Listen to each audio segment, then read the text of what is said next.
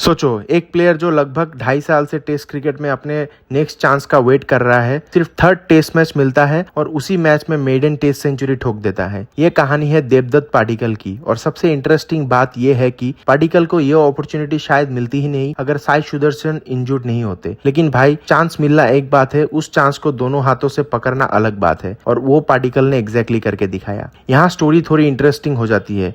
India के number 3 spot पर पाडिक्कल और साई सुदर्शन के बीच कांटे का टक्कर है और अवेलेबल इंफॉर्मेशन के हिसाब से सुदर्शन को पाडिक्कल से आगे माना जाता है। मतलब सिंपल लैंग्वेज में पाडिक्कल फर्स्ट चॉइस नहीं है। और फिर श्रीलंका सीरीज से पहले सुदर्शन इंजर्ड हो जाते हैं। सडनली नंबर 3 की जगह खाली हो जाती है और पाडिक्कल के लिए डोर खुल गया।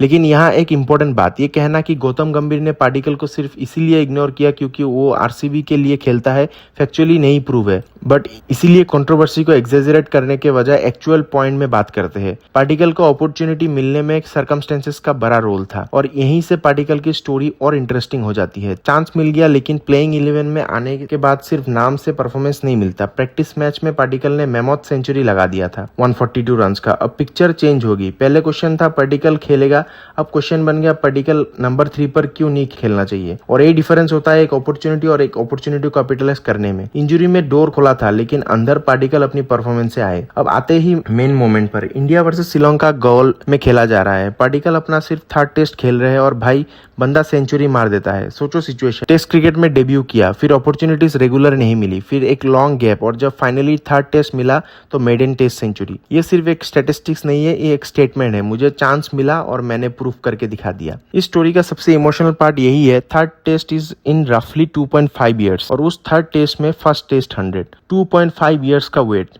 क्रिकेट में बेंच पर बैठना इजी नहीं होता है, स्पेशली जब आपको पता हो कि आप परफॉर्म कर सकते हो। लेकिन प्लेइंग 11 में जगह किसी और को मिल रही थी, पाडिक्कल को भी वेट करना पड़ा और जब अपॉर्चुनिटीज फाइनली मिला उन्होंने उसे वेस्ट नहीं किया। और अब सबसे इंटरेस्टिंग क्वेश्चन, अगर सुदर्शन फिट होते तो नंबर 3 पे क्या उसको चांस मिलता? ये डिसीजन अब पहले जितना सिंपल नहीं होगा, क्योंकि पाडिक्कल ने क्या किया, प्रैक्टिस मैच में सेंचुरी और फिर टेस्ट मैच में मेडन टेस्ट सेंचुरी। मतलब जिस प्लेयर को अपॉर्चुनिटी सर्कमस्टेंसेस की वजह से मिली थी, वही प्लेयर सिलेक्टर्स के लिए एक जेन्युइन सिलेक्शन प्रॉब्लम क्रिएट कर रहा है। और ऑनेस्टली इंडिया को ऐसे सिलेक्शन हेडेक्स चाहिए, कंपटीशन होना चाहिए, प्लेयर्स को पता होना चाहिए कि अगर चांस मिलेगा तो परफॉर्म करना पड़ेगा। अब कुछ लोग बोलेंगे भाई इंजरी की वजह से किसी और को चांस मिलना क्रिकेट में नॉर्मल है, बिल्कुल, और ये भी पॉसिबल है कि सुदर्शन फिट होते तो पाडिक्कल को चांस नहीं मिलता। लेकिन हम ये डेफिनेटली नहीं कह सकते कि गंभीर ने पाडिक्कल को जानबूझकर इग्नोर किया या आरसीबी के वजह से इग्नोर किया। उसका सॉलिड एविडेंस नहीं है। जो फैक्ट है वो यही है कि पाडिक्कल को चांस मिला और उसने सेंचुरी को कन्वर्ट कर दिया। तो पाडिक्कल की स्टोरी को सिर्फ गंभीर ने इग्नोर नहीं किया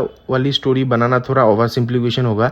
एक्चुअल स्टोरी और भी इंटरेस्टिंग है। पाडिक्कल फर्स्ट चॉइस नहीं थे, सुदर्शन की इंजरी की वजह से अपॉर्चुनिटी मिली। लेकिन अब सवाल है पाडिक्कल को टीम से बाहर कैसे रखेंगे। एक बार आवजो एमा तो हवे शांति से शांति हसे, एमा तो हवे शांति से शांति हसे, मारे ते घर में एक बार आवजो एमा तो हवे शांति से